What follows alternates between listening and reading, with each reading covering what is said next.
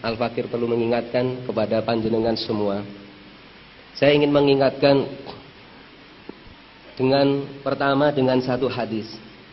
Kemudian yang kedua dengan satu makalah. Hadis yang ingin saya sampaikan adalah hadis yang diriwayatkan oleh Imam Tirmidzi, Imam Ibnu Hibban dan juga Imam Ahli Hadis yang lain. Tapi ini saya pilihkan hadis yang matannya dari Imam At-Tirmidzi. Ini wabil khusus ditujukan kepada para alim ulama sekalian.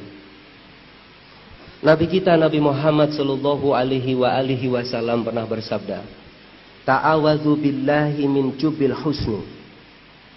Qalu wa ma jubul husni ya Rasulullah?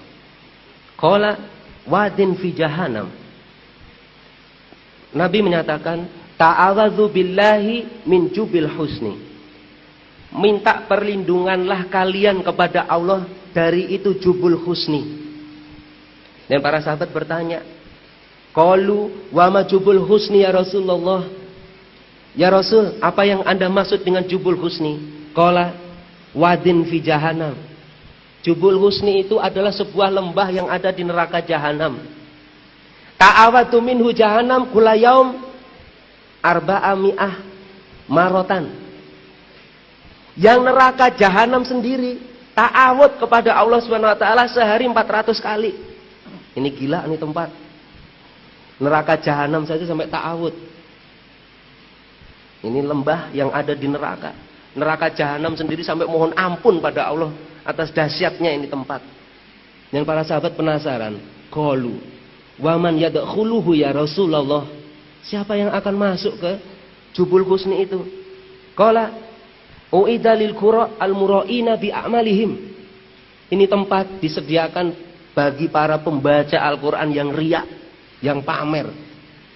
Maka hati-hati nih, para pembaca Al-Qur'an itu maksudnya ya ulama. Siapa lagi yang bisa membaca Al-Qur'an selain ulama?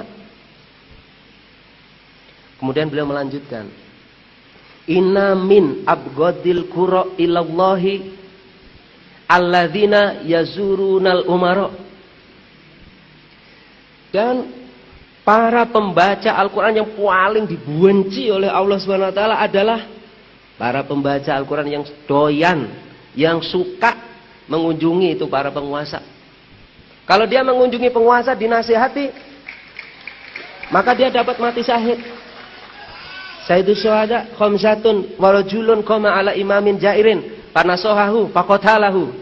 Di hadis disebut seperti itu. Penghulu, pemimpin orang yang mati syahid itu adalah Hamzah bin Abdul Muthalib, paman beliau. Dan seorang laki-laki yang berdiri di hadapan penguasa dan dia menasihati penguasa itu dan penguasa membunuh dia. Ini orang yang termasuk penghulunya mati syahid.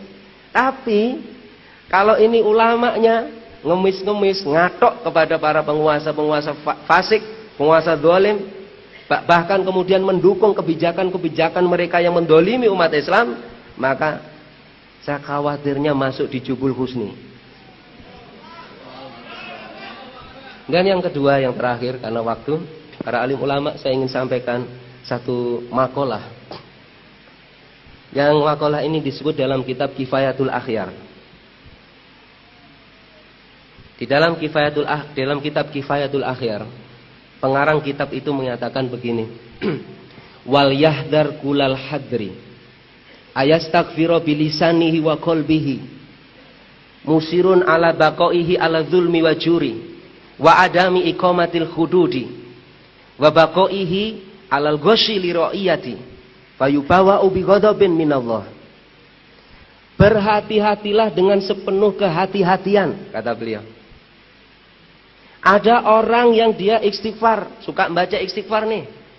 Bahkan membuat majelis istighfar, majelis zikir kemana-mana.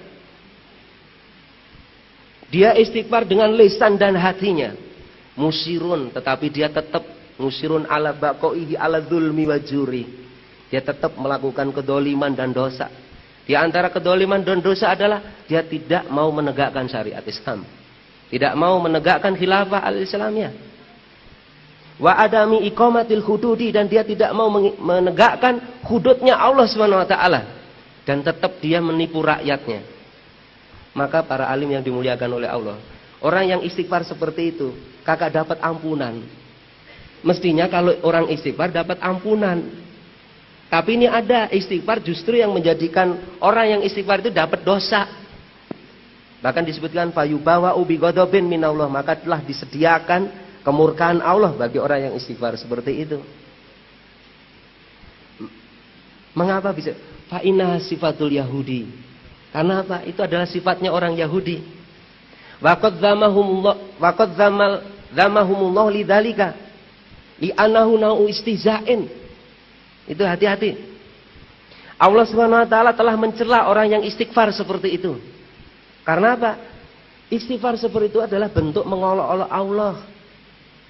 Astagfirullah. Plak. Rakyatnya dipukulin. Astagfirullah. Ustaz, mari kita menegakkan syariat. Kagak mau. Astagfirullah. Apa enggak ngolok-ngolok itu? Jadi para alim, yang ngejek. Ini ngejek Allah Subhanahu wa taala itu. Lebih-lebih ini bikin majelis zikir, majelis istighfar, yang majelisnya itu kemudian diserahkan kepada penguasa.